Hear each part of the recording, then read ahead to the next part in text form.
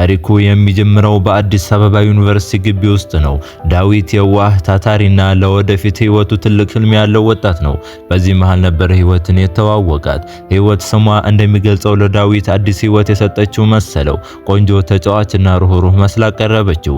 ዳዊት ቤተሰቦቹ በገጠር ደምና ላባቸውን አፍስሰው የሚልኩለትን ጥሬ ገንዘብ ሳይቀር ለሷ ደስታ ሲል ያውለው ነበር። የኔ ህልም ያንተ ህልም ነው ስትለው እውነት ይመስለው ነበር። ትምህርታቸውን ጨርሰው ዳዊት ስራ ይይዛል። በታማኝነት እየሰራ ህይወቱን ሙሉ ለህይወት ሰጠ።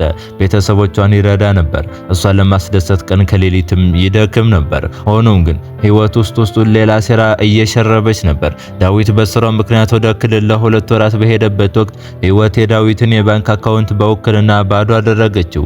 ያ ብቻ አይደለም። የዳዊት የቅርብ ጓደኛ ከሆነውና ባለጸጋ ከሆነው ኤልያስ ጋር በድብቅ ተሞሽራ ዳዊት የለፋበትን ንብረት ይዛው ጠፋች። ዳዊት ሲመለስ ያገኘው ባዶ ቤትና ከእንግዲህ አንተን ማየት አልፈልግም፣ እኔ የሚመጥነኝ ባለጸጋ ነው የሚል አጭር ደብዳቤ ነበር። ዳዊት በድንገት ሁሉንም አጣ። ፍቅሩንም፣ ንብረቱንም፣ ክብሩንም በአንድ ቀን አጣ።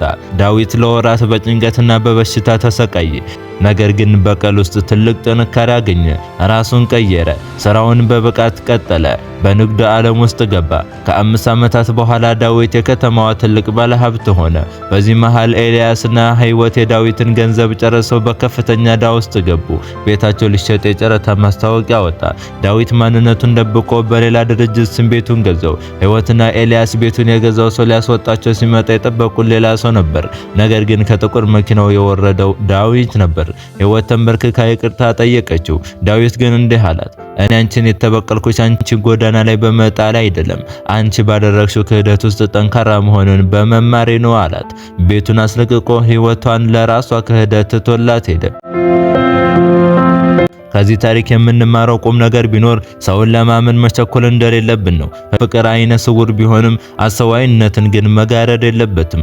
ዛሬ በሳቅ የሚቀርቡ ሁሉ ነገ በደስታ ላይ ላለመቆማቸው ዋስትና የለም።